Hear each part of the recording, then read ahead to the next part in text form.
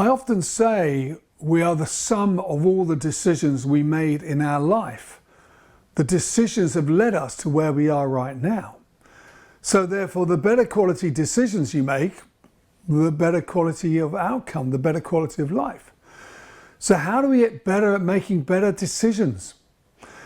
You know, the reality is experience drives better decision making. Bad decisions actually help us make better ones because we learn from that. One of the big things is that the fear we have that really blocks us into the decision makers and make us almost sort of procrastinate about decision making because we fear getting it wrong. And I think one of the key things you've got to remember is that a decision isn't for life. You make the best decision you can at the time, and with the new information that comes with a moving action towards the new decision, you can then change your mind and go backwards and change to a different direction.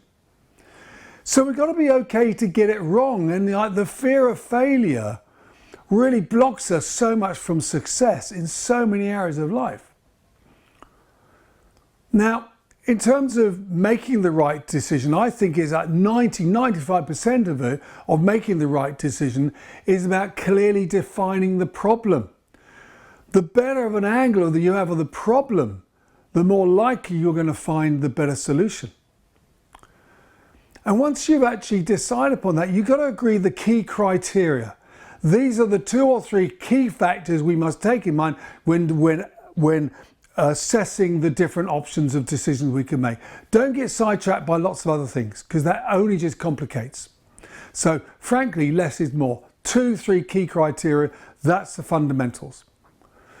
And so therefore you define some options, you then put them through the key criteria, and then you can then make the best choice at the time.